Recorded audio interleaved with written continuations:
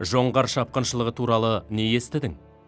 Ақтабан шұбырынды Алқакөл сұлама деп тарихта қай кезеңді айтады? Жоңғар шапқыншылығының салдары қандай болды? Сұрақтарға жауап беруге тырысайық. Жоңғар шапқыншылығы туралы не естідің?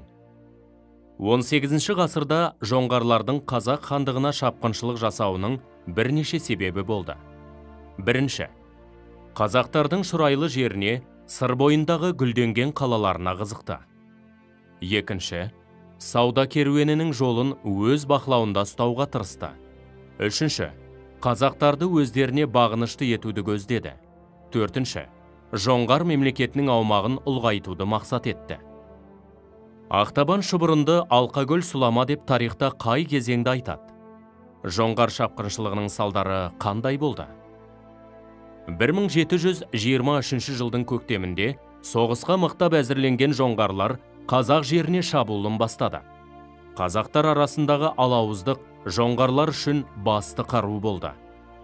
Жоңғар қоңтайшысы Цеван Рабданның әскері қазақ жеріне 7 бағытта шабуыл жасады.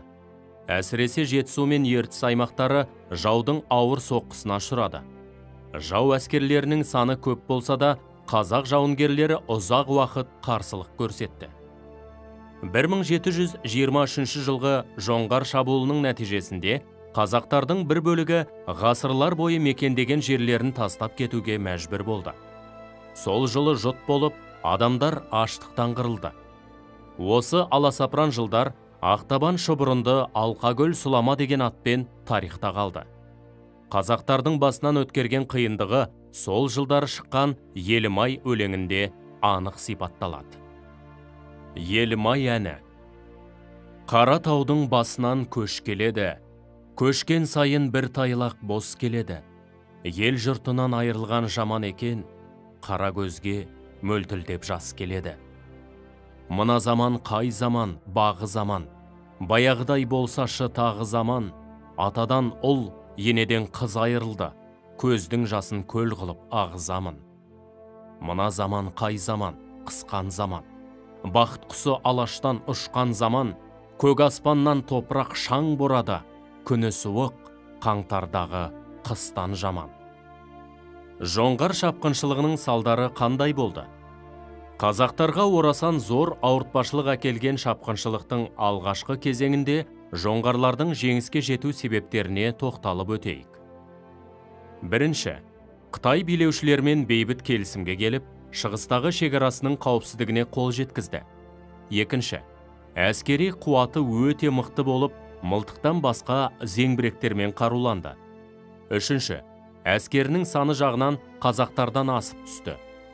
Төртінші, Қазақ хандығында саяси бірліктің болмағанын шебер пайдаланды.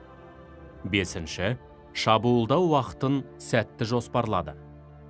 Қазақтар жоңғарлардың шабуылынан жан сауғалап бытырай қашты. Ұлы жүз Ходжент, Қожакент арқылы оңтүстікке өтті. Орта жүз Самарқан мен Бұхараға қарай бет алды. Кіші жүз Хиуа хандығы мен Еділ бойына жылжыды. Түркістан мен Ташкенттен бастап қазақтың 32 қаласы жоңғарлардың қолына өтті. Қазақ халқының басына түскен нәубет жөнінде Шәкәрім Құдайбердіұлы былай дейді. 1723 жылы қазақ қалмақ болып жиылып соғысқанда, қалмақтың бастығы Цеван Рабдан қазақтың көбін қырып, қалғанын қуып жіберген. Сонда қазақтар аш-жалаңаш, жаяу шұбырып бір көлдің басына келіп, көлді айнала сулап жатыпты. Сонда бір ақсақал, балалар, адам басынан өткен жақсылықты қалай ұмытпаса, жаманшылық көргенінде солай ұмытпау керек. Біздің бұл көрген бейнетіміздің аты Ақтабан шұбырынды Алқакөл сұлама болсын, деп айтыпты. Жоңғар шапқыншылығының салдары. Көші-қон дәстүрі бұзылды. Мал жайылымдары тарылды. Қалалар қирады. Сауда байланыстары үзілді. Халық туған жерін тастап кетуге мәжбүр болды. Халықтың көп бөлігі қырылды. Қазақтар тұтқынға түсті. Ашаршылыққа душар болды. Осы жағдайлар қазақтардың Ресей бодандығын қабылдауына алып келді.